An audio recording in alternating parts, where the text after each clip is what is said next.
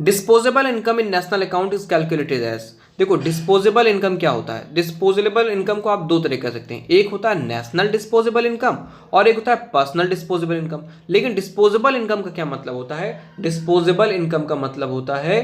कि जो personal disposable income का अगर मैं बताऊं आपको, तो जो पर्सनल डिस्पोजेबल इनकम होगा वो पर्सनल इनकम होगा, जो आपकी पर्सनल इनकम होगी उसमें से आप जो पर्सनल टैक्सेस होंगे अगर उसको आप माइनस कर देते हैं और साथ में उसमें से अगर फीस एंड फाइन्स को आप माइनस कर देते हैं तो आपका वो पर्सनल डिस्पोजेबल इनकम आ जाएगा। ठीक है, पर्सनल इनकम कैसे आएगी, पर्सनल इनकम यानी जो पर्सनल इनकम कैसे आएगी, जो आपकी प्राइवेट इनकम होगी अगर उसमें से कॉर्पोरेट टैक्स और कॉर्पोरेट सेविंग जिसको अनडिस्ट्रीब्यूटेड प्रॉफिट कहते हैं अगर घटा देते हैं तो आपको प्राइवेट इनकम आ जाएगी।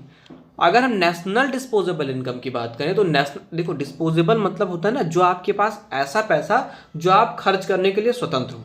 आपको कोई रोक टोक ना हो। अगर वो नेशन की बात होगी तो वो नेशन पर्टिकुलर वो नेशन जिसका डिस्पोजेबल इनकम होगा वो फ्री होगा खर्च करने के लिए। अगर किसी पर्सन की बात होगी तो वो पर्टिकुलर किसी पर्सन का होगा जो वो खर्च करने के लिए स्वतंत्र होगा। यानी जो डिस्पोजेबल इनकम होती है यानी आपकी पर्सनल इनकम जो है उसमें से अगर हम पर्सनल टैक्सेस को घटा दें और फीस एंड फाइन्स को घटा दें तो हमें जो बचेगा वो हमारा डिस्पोजेबल इनकम होगा। आपको समझ में आ गया।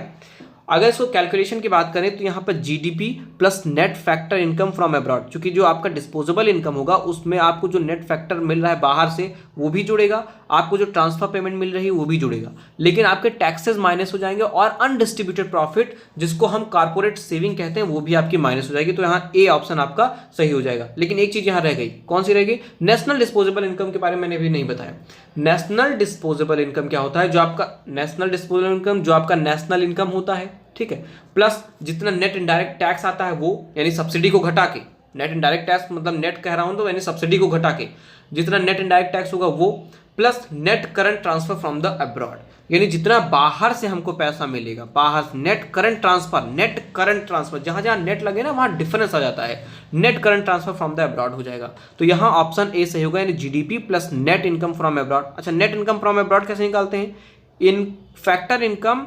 From abroad minus factor income to abroad, यानी जितना वहां से आया और जितना यहां से गया उसका डिफरेंस। तो यहाँ GDP plus net factor income from abroad plus transfer payment minus taxes minus undistributed profit, undistributed profit को हम कॉर्पोरेट सेविंग भी कहते हैं। ठीक है, तो ऑप्शन ए सही हो जाएगा।